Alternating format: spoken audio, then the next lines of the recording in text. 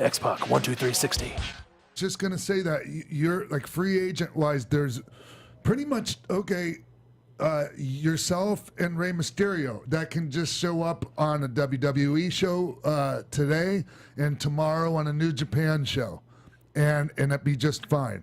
And you know, like you were saying, there's only a few people in the industry that have that ability, and that's pretty impressive. Pushing the business to new heights. You know, it's so different because it's never been done before this way. You know, it's so against taboo or whatever. So it's pretty cool to see the whole thing unfold. You know, the way it has.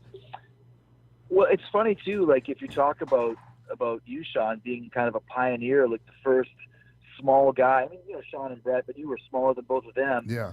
You know, and then the lineage of kind of Waltman leads to, you know, the guys like me and Eddie and Mysterio or whatever. And here we are 25 years later with Mysterio and Jericho being the two guys that can kind of do whatever they want in the business.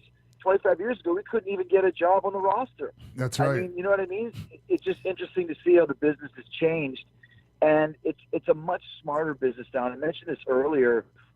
Those new TV deals being cut of like the $2 billion, like, oh my gosh, like the entire landscape has changed now. Yep. The days of going to Rochester and opening up your check to see if you made $500 or $1,000. I mean, that might, that might continue on because those guys are going to let it that work there. I'm not going to let that be that way. $2 billion? Are you kidding me? That's right. It's a whole different world now, man. Yeah. So I think, with New Japan kind of having the kind of the upswing that they're having, I'm not going to say that the boys are going to get paid the way that basketball players or football players or hockey players get paid, but it's going to change to more of that. It has to, because there's only a certain amount of guys that are over and mean something, and there's so much money at play now.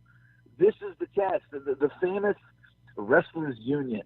Listen, there's never going to be a union. Right. But there is a chance to change the way that the business has been done for the last 25 years. Yeah. Just by the fact that TV deal was signed. I was thinking about that you brought up union and how there's never going to be one, and you're right, Chris. But the closest thing I remember there being to one was when Barry Bloom came along, and next thing you know, he's representing a bunch of us and negotiating these big.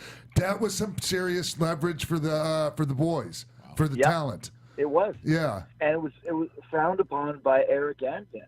Yeah, but that's a little. You guys have heard the name Barry Bloom. Barry was the first agent in wrestling, basically, that was brought in by Jesse Ventura when he did Predator.